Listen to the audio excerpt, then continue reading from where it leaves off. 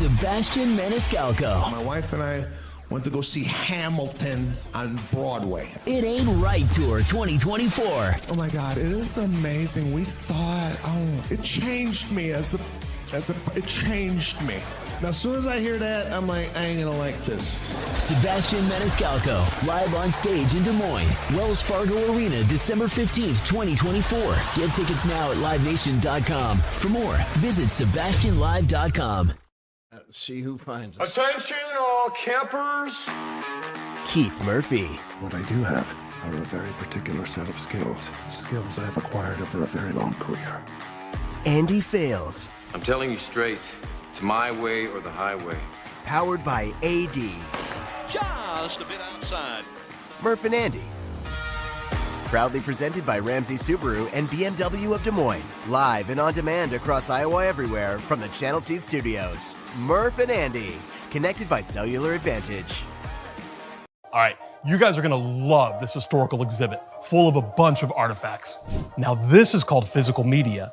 This used to be how people listened to and watched things. And this is one of my favorite exhibits, the old-time radio host.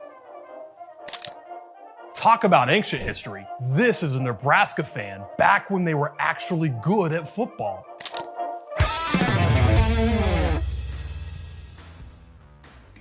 All right, welcome to Murph and Andy on Black Friday. It's Black Friday. Iowa plays Nebraska tonight. How about that? I'm ready for it. Are you ready? I am ready for it. AD, are you ready? You got a big day ahead of you. Oh yeah. You got the biggest day, my man. We got a lot going on, yeah. How many shows are you doing today? 3? I will, if everything works out, I will do 3. He didn't want to say it right now. Well, I don't want to jinx it's one himself. of those where, yeah, right. I got a trip to Iowa City.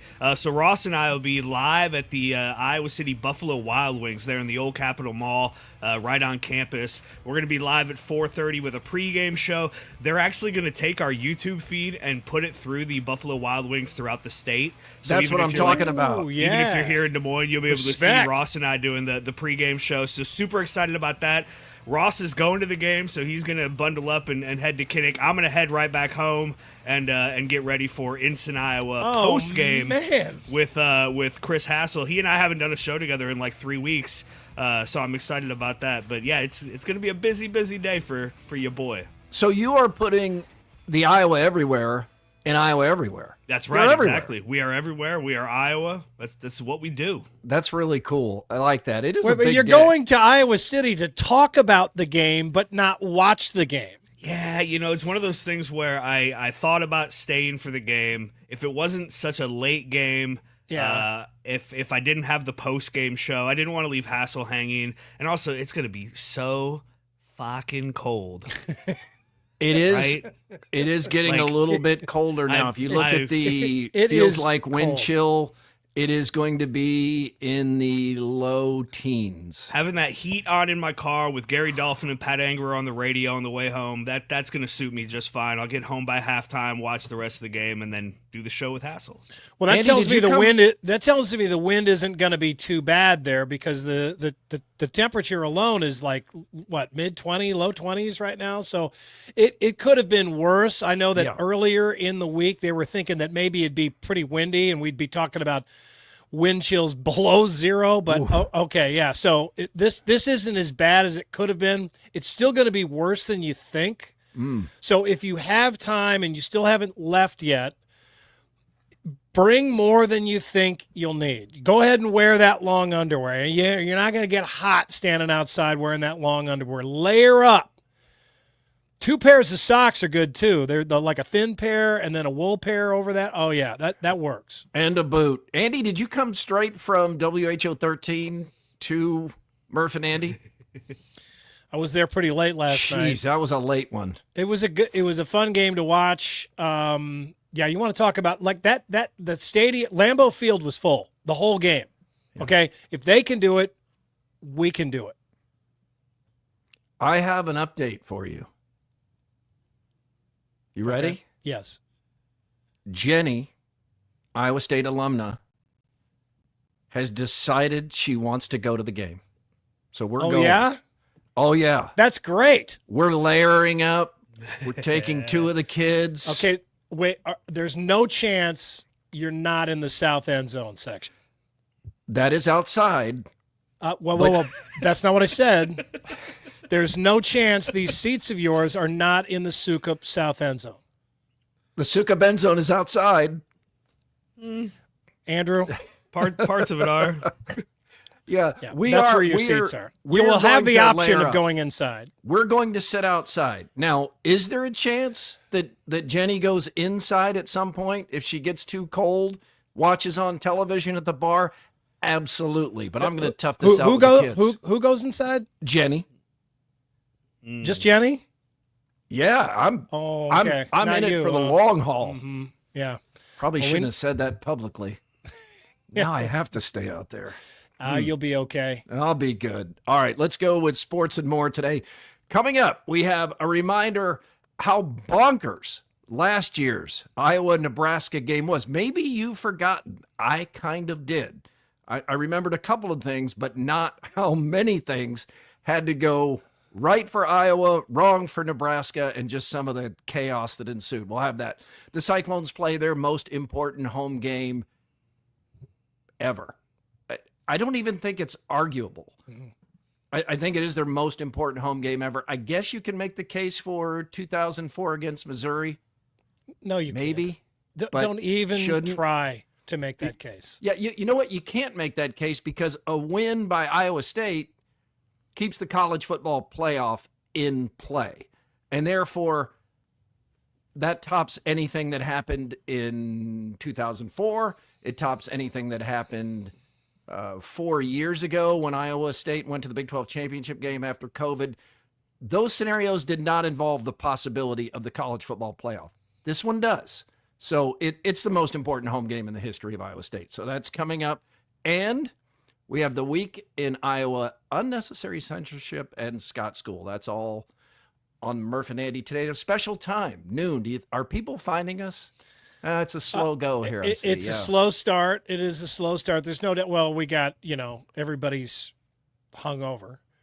And then, we are an hour early, and I don't know that we didn't exactly take out, roadside billboards or anything, letting everybody know we were going to do this. So people will come at 1 o'clock. The good thing is that's the good thing about this new format. The umpteenth, billionth great thing about this new format is if they show up at 1, they can still see the whole show. That's right. Yeah, it's across many platforms, and we're live across many platforms right now, but then you can find it later and watch it. High or low since our last show. Presented by Wealth Charter Retirement Planning and Tax. Simplify wealth with Wealth Charter in Ankeny. Andy, high or low? I'm going with a high. It's the season of thanks, and I was. It just kind of occurred to me the other day. I was I was like, well, what am I thankful for this year? And it occurred to me that the most obvious thing has been something that, I don't know. I guess I haven't committed it to memory yet, or I haven't completely allowed myself to believe that it's real. But I am thankful for Iowa Everywhere. It sounds like I'm doing a promotion there, but there has not been one single thing that has improved my quality of life the way that it has in years. Really, since my kids were born, or since we moved into the new house. Although that came with a lot of headaches and extra expenses, but this has just been an absolutely amazing shift for us, Murph. We have gone from 2 hours a day, 5 days a week in the radio booth where we couldn't move it, had to do it at that exact time. Somebody had to be there all the time. And 2 hours of show to not 1 hour of show, but like 90 minutes of show. Still a lot of work, but 3 days a week from our own home with our best friends in the industry, back with Andrew, really just kind of in our own element, controlling our own destiny. And it has made an enormous improvement in my quality of life. And I am truly thankful for Chris Williams and John Liebel and our friend Chris Hassel, especially, Chris Williams and John Liebel, who got together and started Iowa Everywhere back when they had nothing to start with, and basically carved out a space for us. And it has made my life, and Murph, I think yours too, immeasurably better this year. It's very well said, and it is a nice opportunity to, again, remind Chris Williams, who, with all of our joking, and we have a lot of joking, it's, I don't know, we act like a bunch of kids, a bunch of brothers needling each other all the time. And Chris is a guy who just wants all his friends and all his colleagues in the business to be happy, and as you're building something, you always wish that things could be smoother. You wish you could have more people. I mean, Chris Williams is hearing from media all the time that want to join Iowa Everywhere, but he can't just take everybody on. He can't just start shows in every direction. He has to be smart about it and has to make sure that everybody can be paid, that sponsors are taken care of. It is a lot of pressure and stress on Chris Williams, who is a people pleaser. And he just wants to make everyone happy, including the audience and the people who watch and listen to Iowa Everywhere. And I think we forget sometimes to say thank you to Chris and Iowa Everywhere. So I'm glad that you did, because they're doing so much good. And I think as we continue to see in all directions, WOI, Channel 5, we're both alums of that place. A bunch of people laid off in the past week, including some friends of ours. We saw what happened at iHeart. We see what's happening everywhere with hiring freezes and attrition and layoffs.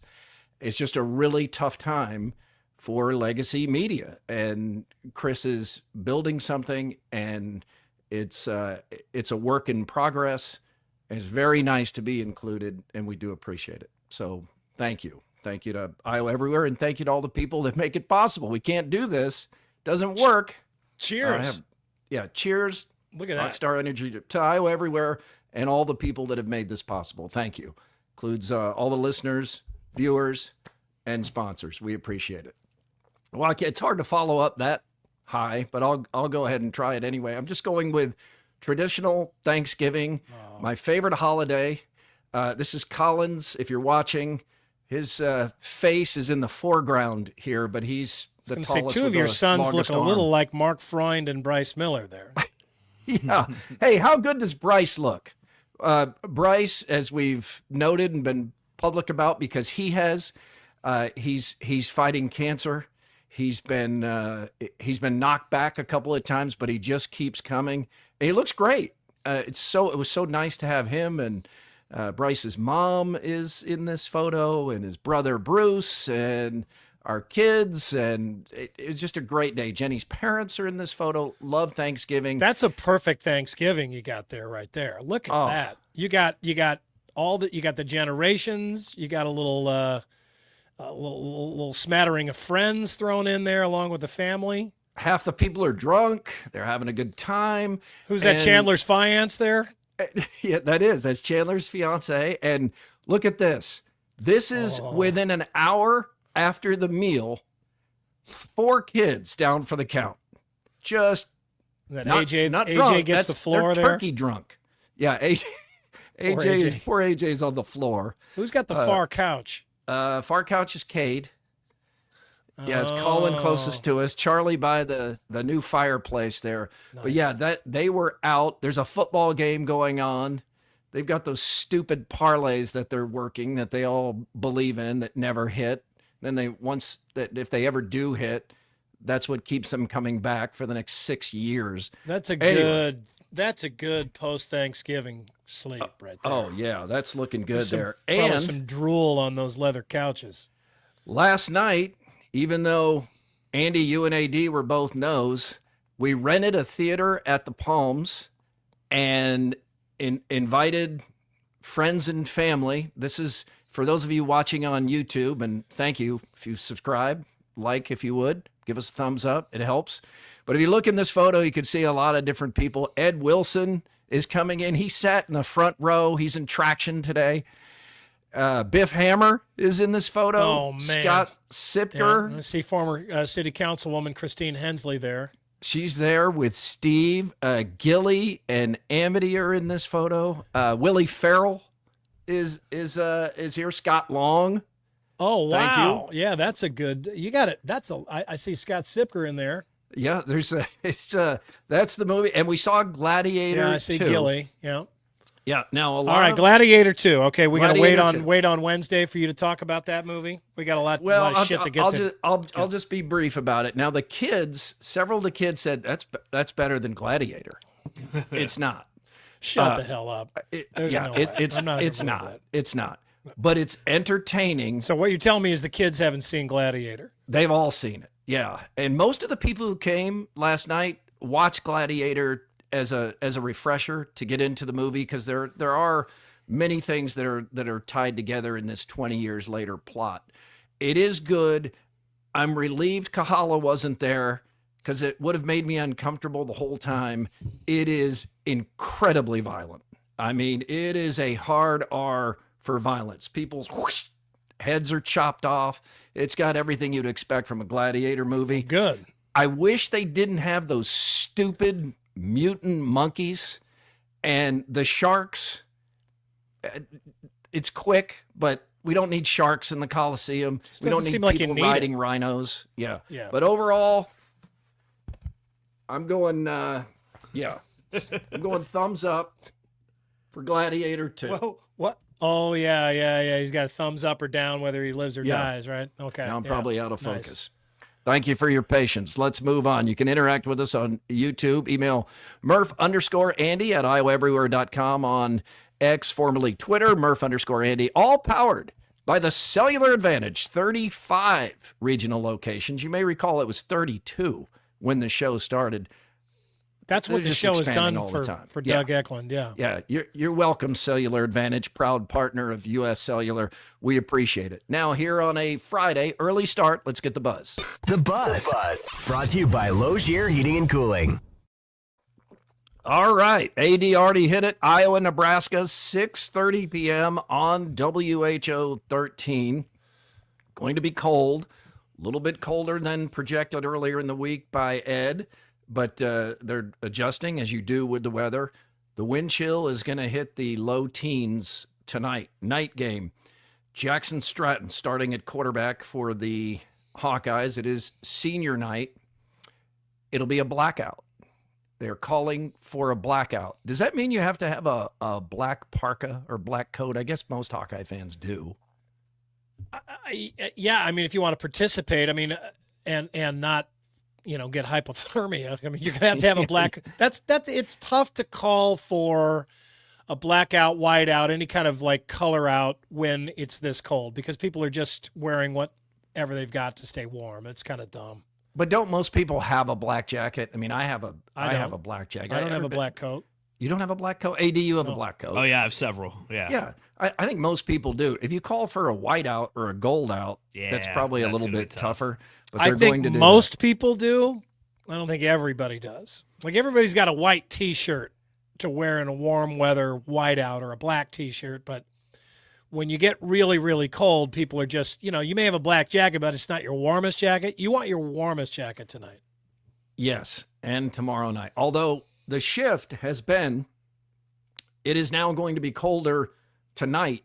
It'll feel colder tonight in Kinnick Stadium than it will feel in Jack Trice Stadium tomorrow. So that's a shift from the beginning of the week. Both pretty darn cold, but no longer forecasting -1 or 2 wind chill tomorrow night in Ames. It's going to be in the low teens. So that's an improvement. Before we go any further here on this game, Andy, you pointed this out to me. I've since looked into it a little bit. Let's go over line by line some of the absolutely bonkers happenings in last year's Hawk-Husker game. Okay, so I had plenty of extra time last night because we were on so late due to the NFL game that I rewatched the entire fourth quarter of last year's game. I really watched I watched most of last year's game over again. You could find it all on YouTube. But It was a horrible game. It was two shit offenses. It was like shit to shit. It was shit on shit. It was two horrible offenses, two horrible quarterbacks having horrible games against each other. Iowa's defense was still, Iowa's defense, but it had just enough lapses for the game to be closer than it should have been. It's at Memorial Stadium. It's a full house. It's a big crowd, and this has become Nebraska's Super Bowl. Okay, let's not sugarcoat it. The Iowa game is the biggest game of the year for Nebraska football. Do you know how many Nebraska fans disagree with that? Okay, well, they're wrong. They don't. Of course, they don't want to admit that, but this is the best that they have to hope for. They're not going to last year. All the other years that they've been playing Iowa, they ain't going to a bowl game. They got nothing to play for. All they have is bragging rights for Council Bluffs. They have bragging rights for the casino in the Missouri River. So that's what it's for. It's a battle of Sioux City and Council Bluffs. Nebraska's Super Bowl. Yeah, it's Nebraska. It is. It's Nebraska's biggest game of the year. So the teams combined for 14 punts. Drew Stevens had 2 field goals blocked. Okay, this is Drew Stevens. Is he the special teams player of the week right now? Yeah, it was 5 for 5 last week, including 2 field goals beyond 50 yards. And I think he kicked 2 kickoffs out of bounds in this game last year. Yes, it was like something had really gotten into his head. It was really a worrisome. Like Kirk Ferentz was like calling a counselor down to the so the it sidelines. It comes down to who Stevens. wants it less. Yeah. So Nebraska's kicker isn't much better. He misses a field goal that goes like 20 yards wide left. It looked like he went in and tried to kick a field goal in the through the goalpost of the practice field next door. Just a bit outside. It was so far. Deacon Hill.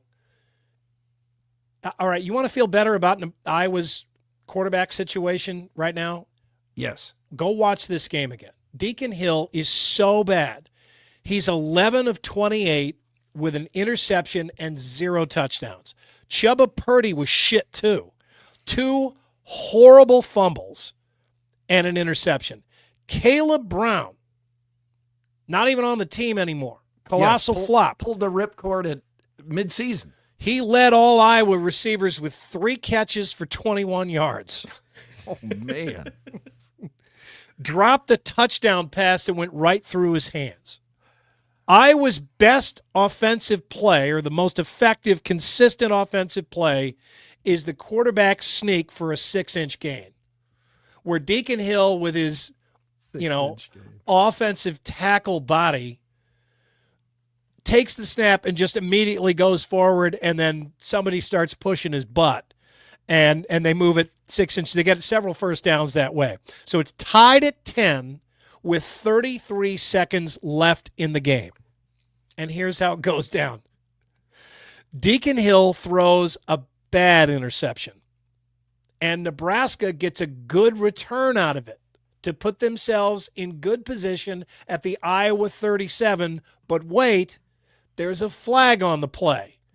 Forgot about Nebraska the flag. Holding during the return, so the ball goes back to their side of midfield. They would have had it on the 37-yard line, close to field goal range, could have won the game, but they screwed that up, and they committed a holding back other side of midfield. Okay, so Nebraska, at this point, they got to throw, which 𝗀𝗶𝗶𝗶 does. He throws one of the worst interceptions. Now, his brother threw a really bad interception. Who was that? Texas Tech, TCU. When he threw it straight up in the air. Yeah. Out But of he's getting desperation. tackled at the time. Yeah. It's out of desperation. No, 𝗀𝗶𝗶𝗶's got time. He's got both feet planted. He's looking downfield. He's surveying the scene. It's a key spot. Sees a guy wide open. Throws it to him. Oh, yeah. Sorry. There's an Iowa defender directly between him and the intended receiver. It goes right to the Hawkeye. Intercepts it. It is so bad. Iowa returns it to the Nebraska 37 with 14 seconds left, right? This is an offense that cannot move the ball for shit. They couldn't do anything with the ball. And they can't kick a field goal. They can't rely on Drew Stevens that day. He's having an off day. They can't do anything with the ball. They got the ball at 30 on the Nebraska 37 with 14 seconds left. So even in that situation, after their quarterback just shit the bed, the Nebraska fans in the stands still feel like, I think we're going to overtime here. All right, they're feeling pretty good. But wait, that doesn't happen because LaShawn Williams snaps off the biggest run of the game, takes it all the way down to the Nebraska 15-yard line. But even then, the Nebraska fans are thinking there's still hope. Yeah, because Iowa can't kick a field goal. Drew Stevens can't kick a field goal. He's had 2 field goals blocked today, and at least one of them was a short field goal. The other one was modest. So he's not doing well. So Kirk Ferentz, the king of I am sticking with my man through thick and thin, this guy hasn't subbed out a quarterback in 5 years, right? He goes to his bench and brings some guy named Marshall Metter in. Not Marshall Mathers. No, we don't even realize that Iowa's got a backup kicker, right? Everybody knows that Iowa's got 3 backup quarterbacks, but they ain't playing. They have a backup kicker, and he is playing. He comes in and attempts a 38-yard field goal, which is possible only because LaShawn Williams has taken the ball down to the 15-yard line. Deacon Hill has followed it up with an 18-inch run to the left to plant the ball between the hash marks. Marshall Metter comes in, attempts a 38-yard field goal, kicks it exactly 39 yards, and Iowa wins. Tory Taylor to hold, and Marshall Meter trying to get out of town with a Hawkeye victory. Here's the snap. The kick is on the way, and it is good! Good! Marshall Meter. The ball bounced back to Tory Taylor. It bounced right into his hands. He put it down, and Marshall Meter got about 3/4 leg strength into it, and it just barely crawled over the crossbar. Yes, thank you, Dolph. Yeah, for filling in the rest. Yeah, Marshall Meter. Okay, I didn't even one more D, one fewer E's. Yeah, Marshall Meter. I'm sorry, one more E, one fewer D's. Marshall Meter. Call him Eminem. Yeah, they screw up the snap. He almost doesn't even get the kickoff, but he gets it to go through. And just like that, 𝗀cie pulls the football away from Charlie Brown once again, and Marshall Meter gets to run over and hoist the Heroes Trophy in Nebraska. He's the hero, maybe the all-time unlikely hero. Has anybody heard from this guy since then? No. Incredible. Where is he? I don't know. He needs his own, like, I mean, who's the guy that we love so much from Iowa State? I'm having a terrible brain fart.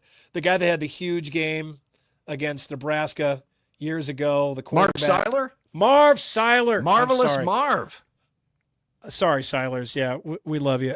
Yeah, I mean, he's kind of like that, isn't he? I mean, he's got instant cult status. Marshall Meter. Yeah, we had to remember his name, but he deserves some kind of little plaque somewhere.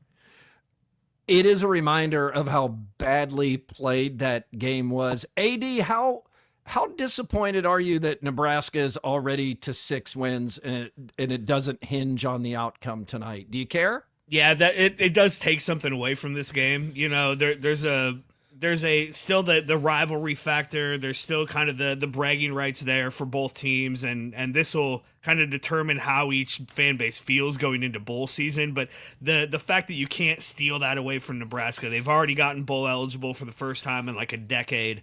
That it does take something out of this game a little bit. It does. It is the Heroes game. It's played for the Heroes Trophy, and Yeah, it sounds like something manufactured by a focus group, and the Heroes Trophy, it wasn't organic, or it didn't come about in some kind of natural organic fashion, but it also will be hard pressed to ever make better use of the Heroes game for Iowa than to be recognizing former Perry principal Dan Marberger. Andy, this is a real positive out of the Heroes game, that more people will learn the story of Dan Marberger. Yeah, this has got to be one of the most obvious choices for this recognition, for this. It's not an award; it's a recognition. Yeah, he was a Hawkeye fan, and just to jump in there, this was so obvious. To your point, this is the first time the University of Iowa just said, we don't want any more nominations. We don't need any nominations. We know who our hero is. It's going to be Dan Marberger, which was the right thing to do. Don't hey, Andrew, wait. Put up this picture one more time, because I think it speaks volumes of Dan Marberger. Dan Marberger was the principal of Perry High School when the school shooter came in. He got in the middle. He stood as a human shield in front of his students, in front of middle school students as well, trying to distract the shooter so that the children could run, could get to someplace safe. Stood in front of the shooter. The shooter ended up shooting him, shot him in the back. He lasted 10 days in the hospital, fought very hard, and ultimately died. So he was murdered in a school shooting. But Dan Marberger, when this happened, this is the best picture that we could find of Dan Marberger. I didn't see a whole lot of other pictures of him out there. And that's because Dan Marberger was such a selfless person that he was not ever, even though he was principal there for many years, he was never someone who would seize on a photo opportunity. If there was something going on there, a special recognition, he stepped out of the way and let someone else get the credit. Dan Marberger, this is a screen grab from a video. There weren't a lot of pictures of Dan Marberger other than this to show, because he was such a selfless man. This man saved lives. He defines hero. Mm-hmm. And you know, in that community that has a lot of other things to be concerned about. They had Been this through a lot there. Yeah, last January, and Dan Marberger lost his life. And so, you know, there are many people that have Dan Marberger to thank. And, you know, for this reason alone, I'm glad that we have an opportunity like the Heroes game to recognize him. Yeah, well said. I remember I was on, you said it was 10 days. I didn't remember how long he was in the hospital, just clinging to life.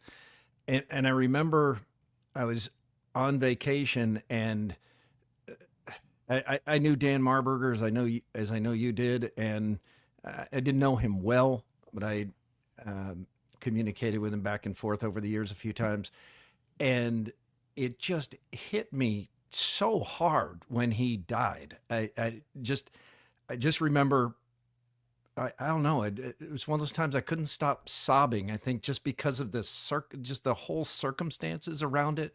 You know, a man having to use his body as a shield to save the lives of school children, and we'd all like to think we would do that, and hopefully we would, but he did it. I mean, he did it. He saved lives by sacrificing his own life in that moment. And I don't know, it still hits me hard.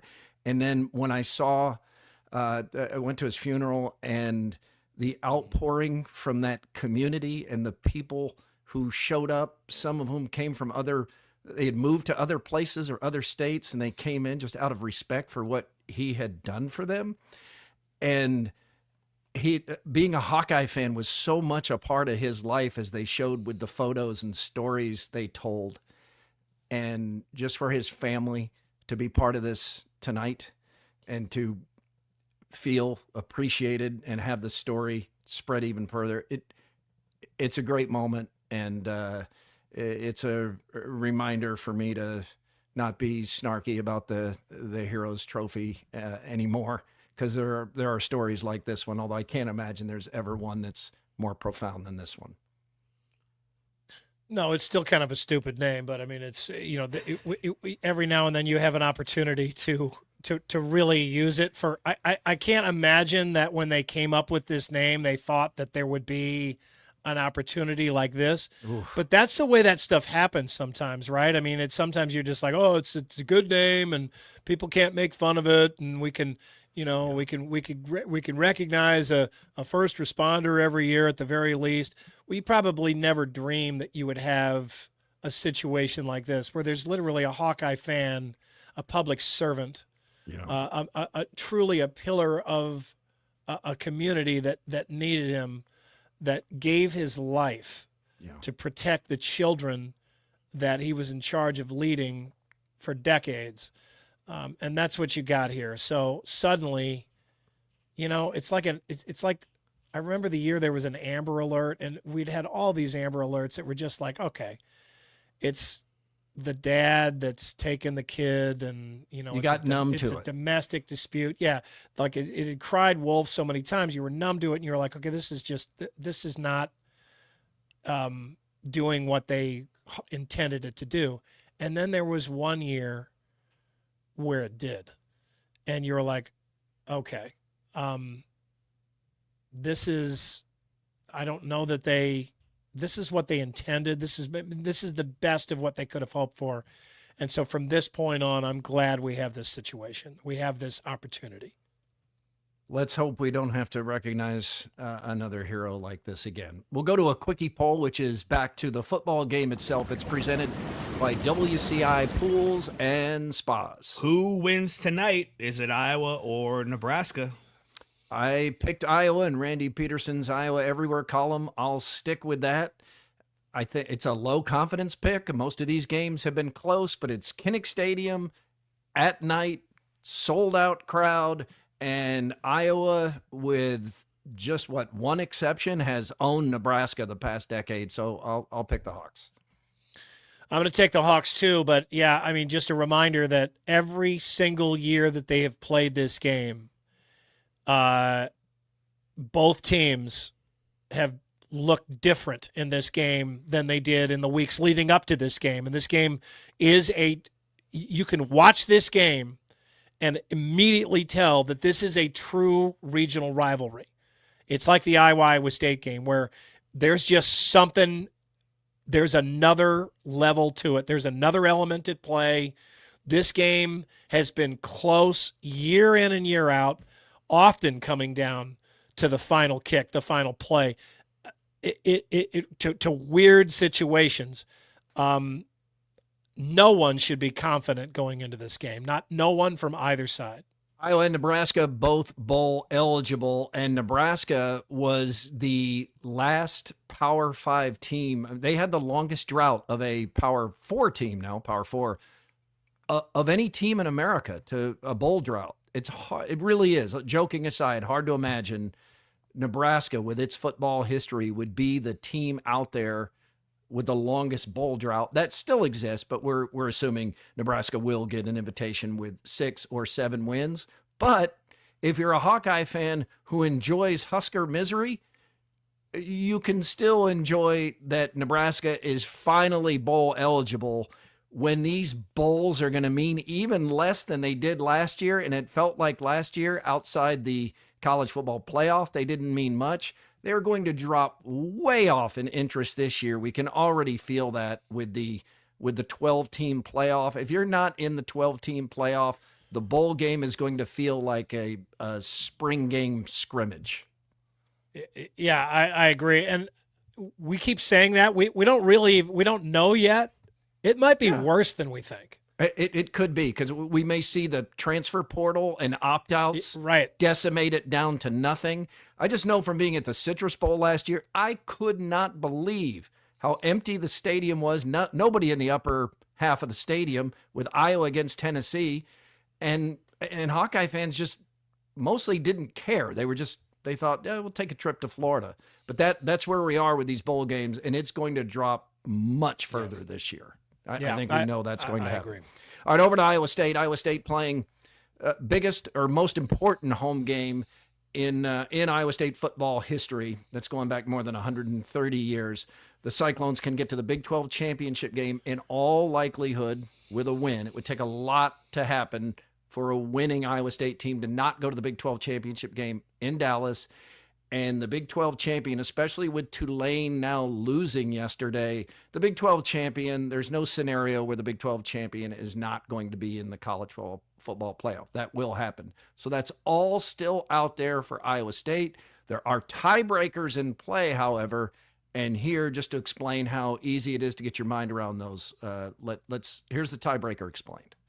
This is every Big 12 championship matchup possibility that includes one of the 4 teams that's currently 6-2 in conference. Starting easy, if there's a 2-way tie at 7-2 at the end of the season, meaning 2 of these 4 teams win this weekend, those 2 would play in the conference championship. A 3-way tie in the Big 12 would mean that one of these 3 teams lose this weekend, and if it's Colorado, the championship game would be Arizona State against Iowa State. If Arizona State loses this weekend, but the other 3 win, BYU would play Iowa State in the title. If the Cyclones are the lone 6-2 team to lose this weekend, BYU would play Arizona State in the championship. With a BYU loss, a 3-way tie in the top of the Big 12 conference would start to get complicated. With a BYU loss, if Texas Tech beats West Virginia, Baylor beats Kansas, and Cincinnati beats TCU, Colorado would play Iowa State in the Big 12 championship. But with a Baylor loss, if Texas Tech beats West Virginia, but either Kansas beats Baylor or TCU beats Cincinnati, Arizona State would go to the Big 12 championship against Colorado. Otherwise, with a BYU loss and a 3-way tie at 7-2, if West Virginia beats Texas Tech, that would produce an Iowa State-Arizona State Big 12 championship game. But if all 4 teams win this weekend and go to 7-2, Iowa State would play Arizona State in the championship. But now let's say just one team gets to 7-2, and that team is Colorado. The other 3 lose. In that case, if Kansas beats Baylor, Colorado would play Kansas State in the championship game no matter what happens elsewhere. But if Baylor beats Kansas and TCU beats Cincinnati, Colorado would play Baylor in the championship game. Now, let's say Arizona State is the lone team to get to 7-2. They would go to the championship. It's a similar story. Arizona State would play Kansas State if the Jayhawks beat Baylor. But again, if Baylor beats Kansas and TCU beats Cincinnati, Baylor would go to that championship game to play Arizona State. If BYU gets to 7-2 and the other 3 teams lose, it's the same thing again. That Kansas win over Baylor would put Kansas State in the championship against BYU. And if Baylor beats Kansas and TCU beats Cincinnati, Baylor would go to play the Cougars. But if Iowa State is the one team to get to 7-2 in the Big 12 while the other 3 teams lose, it does get more complicated once again. With a Baylor win over Kansas, it'd be Iowa State-Baylor in the championship. But West Virginia would play Iowa State if they beat Texas Tech, TCU beats Cincinnati, and Kansas beats Baylor. If Kansas and West Virginia both win this weekend, Arizona State would play Iowa State. The Mountaineers need TCU to beat Cincinnati. But if Texas Tech beats West Virginia altogether, a Kansas win would send BYU to the championship game against Iowa State. Oh my God. And this is with 1 game left. This ain't the middle of the season. And this is a conference that plays 9 conference games. Some conferences play 8. This is good, though, right? Like, all of these games matter. All of these teams are trying. They are. Our thanks to Nick Lemkow for that brief explanation, simplifying it down so that everyone can understand exactly how this goes this weekend. This seemed like the math problem that they drew on the chalkboard outside in Goodwill Hunting. Did you catch that Iowa State could still play Baylor or West Virginia? West Virginia. How are they? Game? Yeah. Oh, jeez.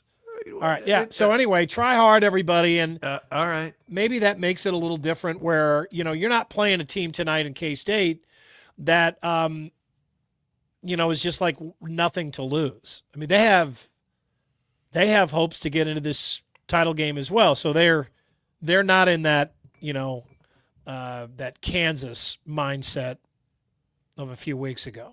Oh, and I think that's good. Kansas State is a good football team. I mean, I think ranked they're 24th or 5th or so in the college football playoff rankings. They're a good football team. They're certainly capable of winning this game. And last year, not the Iowa-Nebraska scenario, but that was also one of those, how did this happen? Iowa State goes over to Kansas State, and it's played in a blizzard, essentially. It's the snow game, and 𝗙𝗚𝗏 just runs wild. Got everybody excited for this huge season he was going to have that he really hasn't had. But how did that happen, that Iowa State just goes over there and thumps Kansas State in a snow globe? Didn't see that coming. That was one of the weirdest games that I ever remember watching. And honestly, though, it's having an effect on my outlook for this game tomorrow. Where, I mean, Iowa State, usually Kansas State is a really tough out for the Cyclones. Yeah, and well coached. And Chris Kleiman has run roughshod over this state's teams. So I don't know. I mean, I maybe I'm putting too much stock in what happened last year, but I feel like that's making me think that Iowa State is more of a lock for this game. They shouldn't be. Iowa State has to play its ass off in this game to win, because Kansas State always, with the exception of last year, plays the Cyclones well. Yeah, Iowa State plays the way it played against Utah, makes those kind of mistakes. Kansas State will win this game, and this will be this will join the list to be in this game at home with all this at stake.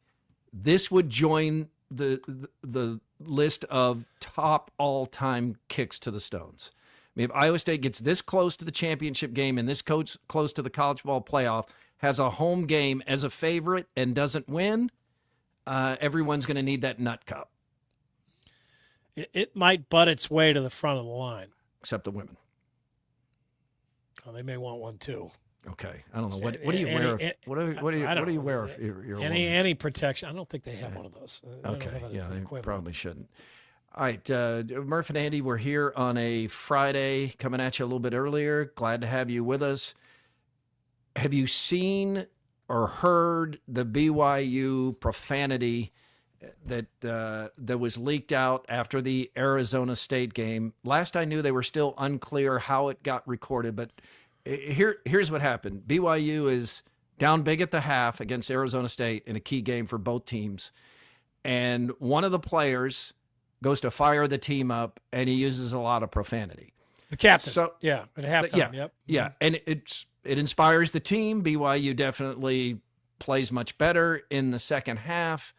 But some jackass leaks this out because it's BYU, and one of the things in their student code is that they won't use profanity and vulgar language, and this is clearly profanity.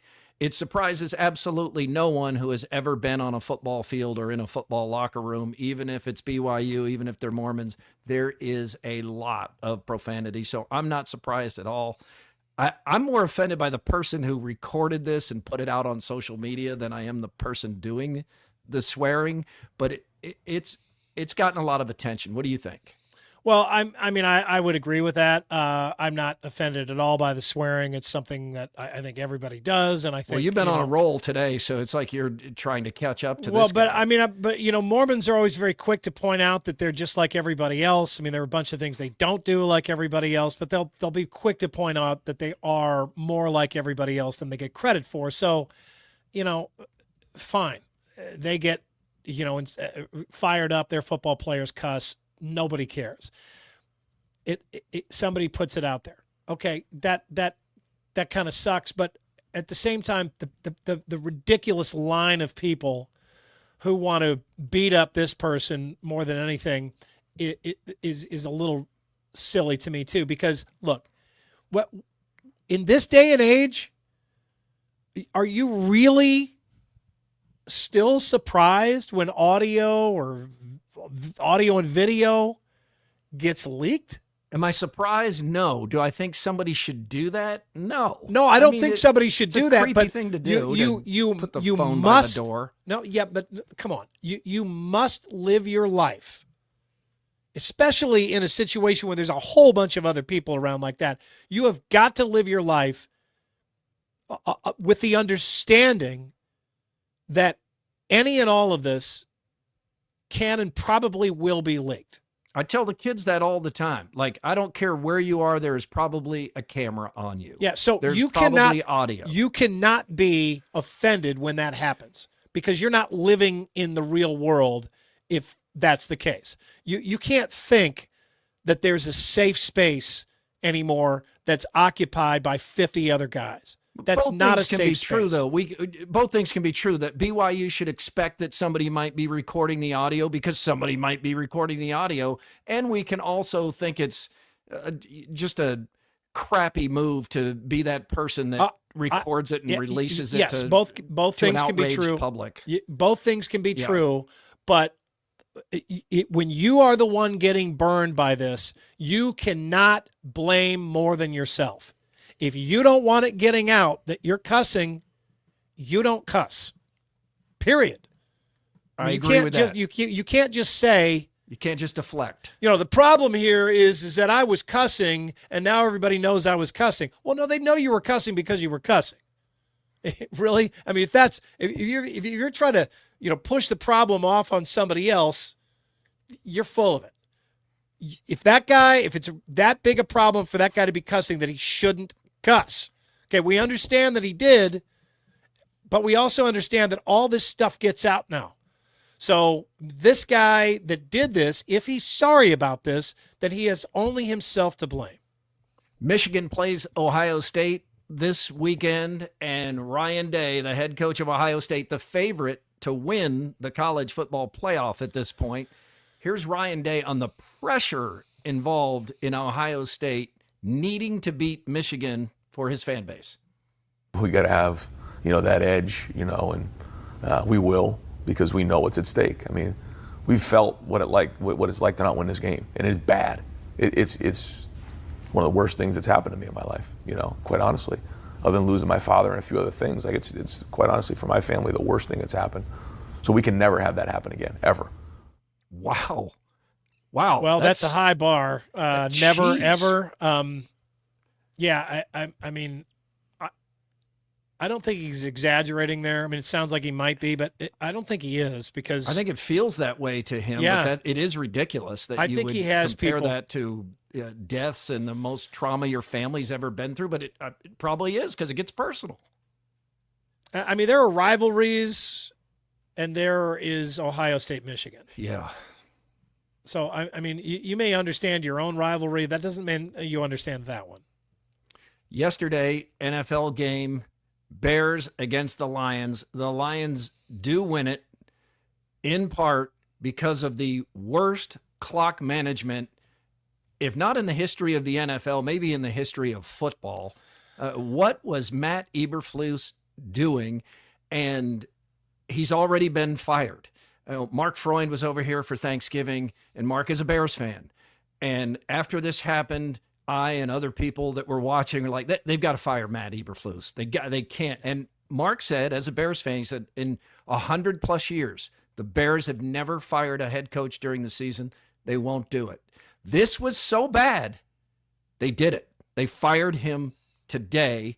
And it reminded me, Andy, going back to Iowa State, Kansas State, it reminded me of Paul Rhodes and Iowa State over at Kansas State, that game they played, that it felt like there was no way Iowa State could lose the game, and they managed the final minute so poorly that Kansas State came back and tied it and then won the game. And I remember we said on the radio show that Monday, if Jamie Pollard had walked out to midfield and just fired Paul Rhodes right then and there, no one would have been surprised. No one would have blamed him, and everyone would have said, well, it was coming, might as well get it over with. This reminded me of that, only Eberflus, and to some degree Caleb Williams too. As a quarterback, you got to get the ball snapped or call timeout. It's not all on the head coach, but he's sitting over there with a timeout in his pocket and the clock's just melting down. It was awful. Yeah, he took that time out home with his Thanksgiving leftovers. I mean, it was an epic meltdown. I mean, I think they had the ball around midfield with 2 minutes left on the clock and 2 timeouts. They didn't even attempt a field goal. It was crazy. Eberflus was moving in this direction anyway. I mean, the Bears was going have had to be some fired after bad the losses. season. Yeah, he wasn't going to make it, but. at this point, I mean, you're basically just showing. It almost seemed like he was not looking at the clock, like he wasn't aware that the clock was there. And, right? and Caleb Williams too. I know he was changing the play, he said later, but you got to give yourself another chance to either kick a field goal or have time left on the clock. Everything they could do wrong, they did. And the refs really were kind of helping him out too, because I mean, you have that horrible pass interference call, which should not have been called. And on that exact same play, the Bears' right tackle he's already taken 2 steps backward before the ball's even snapped. That's just completely a false start call. Should have blown that play dead, knocked him back another 5 yards. But they don't call that. They call pass interference. They keep him alive, and they still can't get that done. But I don't know. You look, I mean, if I'm a Bears fan like Andrew at this point, I mean, honestly, I want them to lose out. I'm glad they lost that game. I want them to lose out here, bank another really strong first-round draft pick, and kind of keep, building the arsenal there behind Caleb Williams. Yeah, maybe go get an offensive lineman to protect him a little bit. Yeah. But yeah, they've with lost 4 so wins, many, they could get a good pick. They've lost so many close games in part by bad coaching and late mistakes that you can see that they're not that far away. Andy doing they're the not that far old-fashioned away. lunch here today. Good job, Andy. One more note here, and we won't linger on this, but my goodness, South Carolina just beat down the Iowa State women who are ranked. They were ranked 8th. They dropped to 15th this week. They're going to drop more, if not out of the top 25. Iowa State lost by 40, but the most remarkable thing in this game, Andy, is South Carolina went on a 32-0 run against a talented basketball team. Yeah, Iowa State had a lead. 3-0. 32-0 run. It was 35-3 after that run. I've never seen that. Yeah, and this is a team that people still expect a lot from. It's way too early in the season to think too far into this, but I mean they lose to UNI, which there's no way they should have lost to UNI. They almost lose to Drake, and then they had this game. So I mean, this is Bill Fenley is good at building on stuff like this and teaching moments, but he's got kind of too many this early in the season. Yeah, and I think the assumption for most going into the season was probably that Iowa State should win the Cyhawk game against Iowa, but now that game is a toss-up or leaning toward Iowa over in Iowa City. I mean, the Hawkeyes are still undefeated and look pretty good, so the game's got more interesting. Grimaldi's fan photo winner for some coal brick oven pizza in either Ankeny at Prairie Trail or at the West Des Moines location. $50 gift card goes to Brian Elings.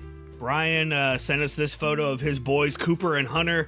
They're celebrating that 4-peat by Southeast Polk in the state football championship with, that's right in between them, is head coach Brad Zelinovich. I was about to say, this guy is a double for Brad Zelinovich. I don't usually see Brad without a hat on, so there we go. Yeah, a note to Grimaldi's. We always send him this picture, and we're like, here's your winner. Don't look for this guy to come in to pick up the gift card. They may invite him. Man, I got a $50 gift card. Invite Coach Zelinovich. Jeez, Southeast Polk won again after starting the season 4-4. Poor Valley. Really impressive. Oh, yeah, now here's a scene from the classic TV show Taxi.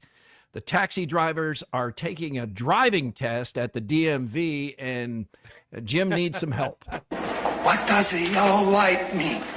Slow down. Okay. What?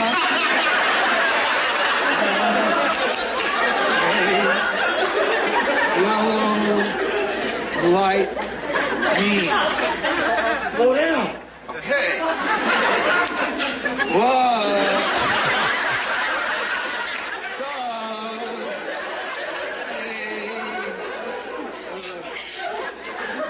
Yellow light mean?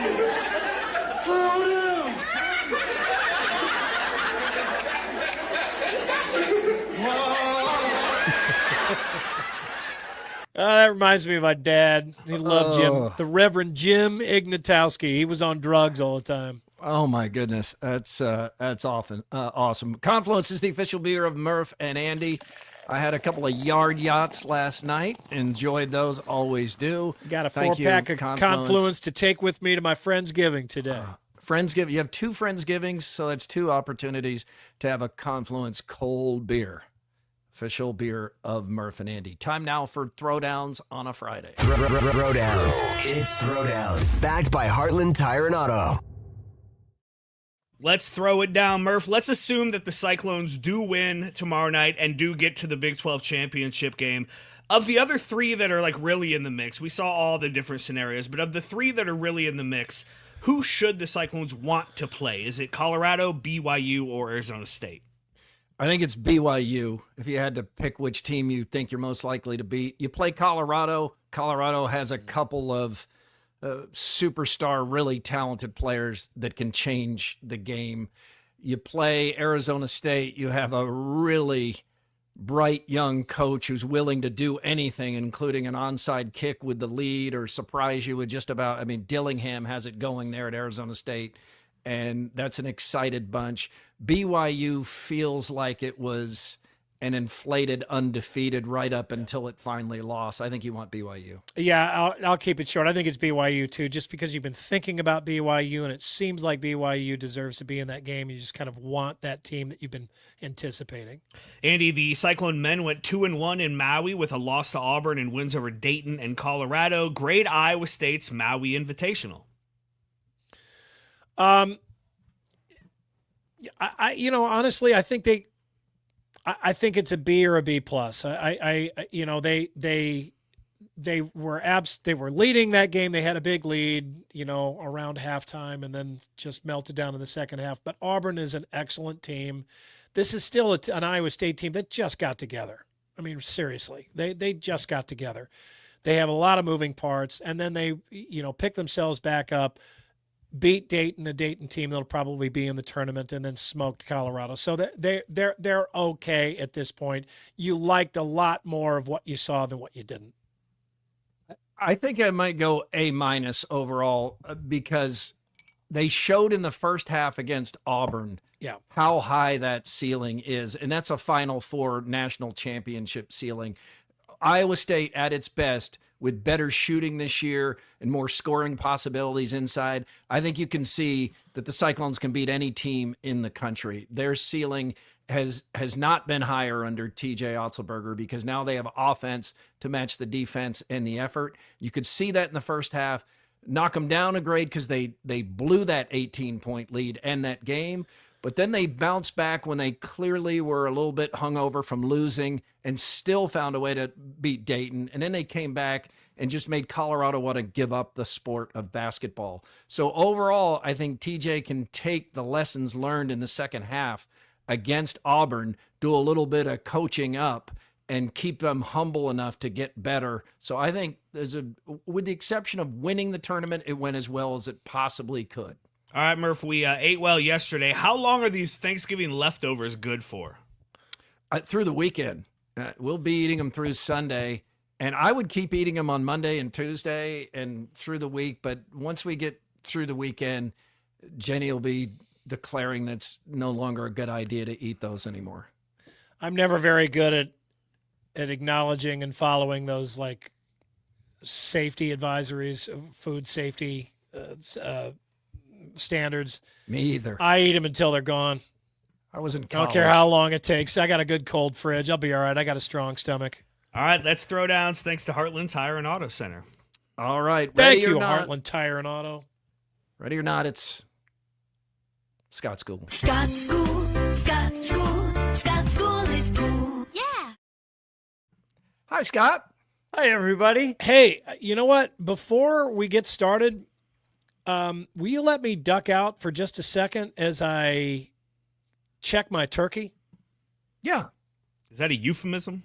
Nope. Yeah, what does that mean? I really have a turkey in the oven right now, and I can smell it. And all I have is a 10-year-old boy down in the kitchen to help out, and I I don't trust that. So You want me to it's a good idea. You want me to do Scott School while you're do gone? Scott School. Or? I'll be right back. I'll be right back. All right, I'm Man, gonna you're check gonna out love Scott. this one. I'm Okay. sorry, I'm gonna miss Scott School. You can update me later on. Okay. Of all the ways Andy has avoided Scott School, this turkey excuse was among the best. That's so rude. Speaking of being rude, back in Victorian times in England, Scotland, it was very important that you were polite and not rude to anyone.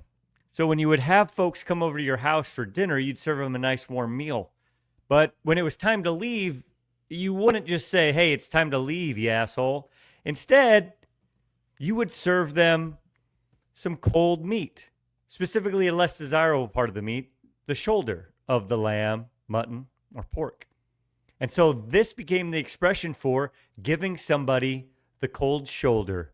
And that's Scott School! Scott School, Scott School, Scott School is cool. Yeah. I don't know if that's true, but it's a good anecdote. Scott School is always true. Always true. I don't know if we believe that. All right. Reminder, it is Black Friday, and the merch store is open at Iowa everywhere. Yeah, it is. AD, tell everybody about the big Black Friday sale you're having. Yeah, everything is the same price as it was yesterday and will be tomorrow. So that's the big sale. But no, you got 1 week to get your order in to guarantee delivery by Christmas. And I know a lot of people do that today and through next week. But go to iowaeverywhere.com. It's right there on top. Just hit merch or check out any of our social media feeds. We've posted a link several times and. Yeah, man, it's going well. I'm excited to see people start rocking this merch. Have you sold a rope hat? We have, yeah. Yep, we sold a few of them at least, so yeah. No, since the merch store opened, you've sold a rope hat? Yes, sir. People love it. They're popular. Flying off the Andy shelf. back yet? No. Let's see. No, he's not back. All right, let's go to the week in Iowa unnecessary censorship here as we wait for Andy. Okay, let's do that. Yeah, it's powered by Game Day Men's Health. You can find them in Ankeny. That's where I go to get my T-shot. You can also find them in West Des Moines on University and out in North Liberty on the eastern side of the state. I got my labs last week, and my testosterone has more than doubled since I've started getting these T-shots. Yeah, what have you noticed? Are your abs popping? Honestly, the biggest thing for me is energy. Like, I've noticed that I'm not dying at the end of the day. Like at 5 o'clock when I leave the office and come home, I used to try to chug some caffeine at that point to try to get my energy back up for the evening with the kids and the wife, and haven't really had to do that. So that's been the biggest thing. But it is Friday, Black Friday, so some parental advisory is necessary here. None of these bleeps are necessary. It's all innocent conversation, mostly had here on this show. But it is leftovers day, right? Because everybody's eating leftovers. So these are some leftover unnecessary censorship bits that just didn't make the cut. Wow. In previous weeks, so I just kind of spliced them together. Here's the leftover edition of This Week in Iowa Unnecessary Censorship. How do you off in a minute? I don't know. Even with a telemarketer, I'm not sure I can off in a minute. You try, but they're trained to keep you. It's supposed to be used for legitimate communication purposes, not just like, oh my God, I have the worst today or something like that. Just meaningless chatter that no one else needs to hear. When I get to people like you and Matt and Winkle, it doesn't feel like work, Chris. I'm going to make it feel like work. What are they doing in there? What do they have a sign on the window that says me? Oh, presented by Game Day Men's Health. All right. Thank you, AD. It is time now to get some more. But wait, there's more. From Either Or Eatery and Patio. Everything's good? Everything. Oh, the turkey looks amazing. Looks incredible. Either Or Eatery and Patio. Thank you for bringing us more today. Happy Brown Friday, everybody. Murph, I talked to our man Steve. He says that from his perspective, Iowans have evolved enough as humans to stop putting potato peels down the garbage disposal. So he is not having a busier day than normal. But around the country, yes, this is very true.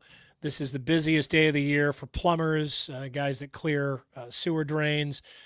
You get the combination of everybody putting their scraps down the garbage disposals all at once, clogging them up, and then everybody taking a giant dump after their big Thanksgiving dinner. We did that. We did the garbage disposal potato peel one year. Oh, you clogged it up? Because yesterday we were, Jenny asked me to help her peel the potatoes over the garbage can. I was like, why are we doing this over the garbage can? And she reminded me, we've had that mistake happen. It was about a year ago right now when my sewer did get backed up to a degree in which I had a Was it on Brown Friday? Repair. Now that I'm just putting this together a year later, and I went to 3 Thanksgivings last year. So it's possible that this was my fault. I thought it was 90 years of people shitting in my house, but it might have just been one Thanksgiving. Destroying the toilet over and over again last year. It's also Black Friday, and with the election over and both sides of the aisle now willing to admit that the economy is strong, this is expected to be a huge day of shopping, and we're expected to see a bit of a return to the in-store shopping craziness of years past. Is that a good thing? Have we forgotten what that looks like? Oh,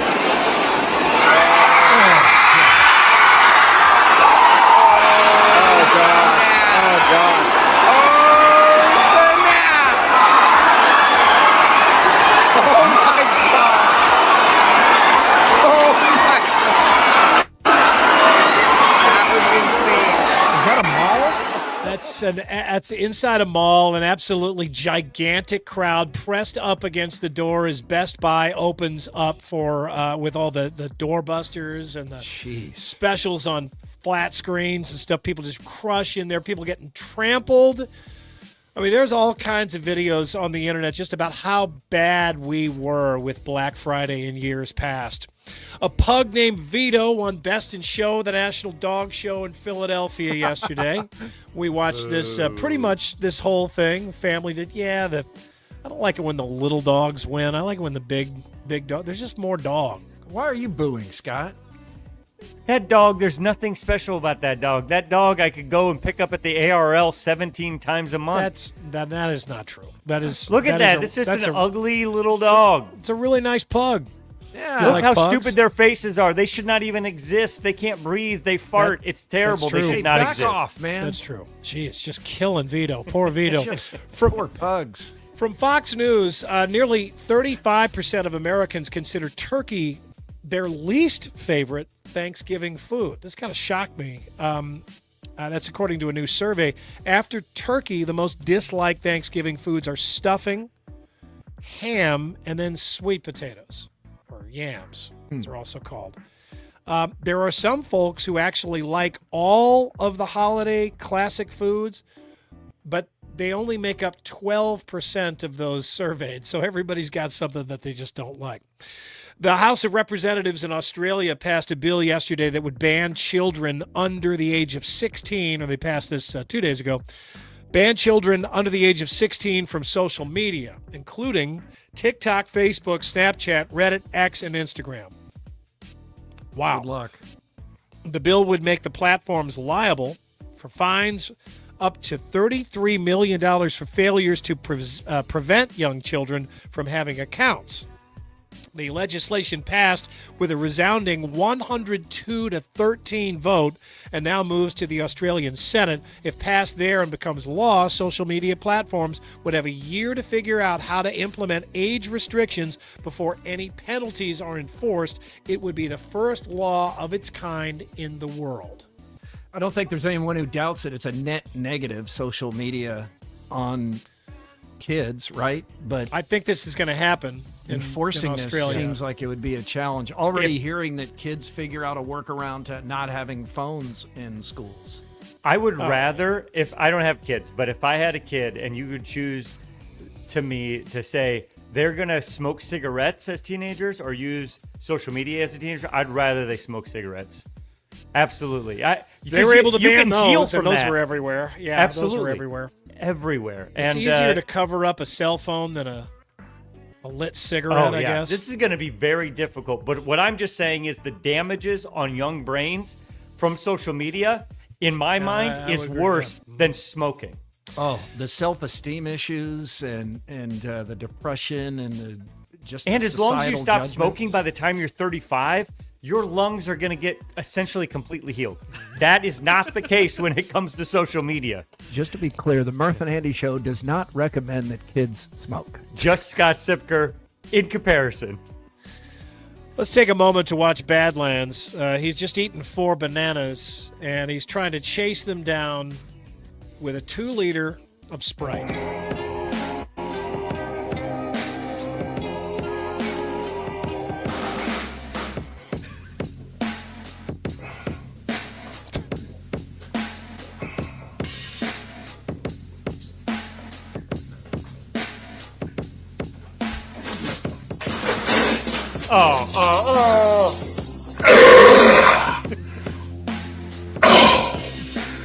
Jesus.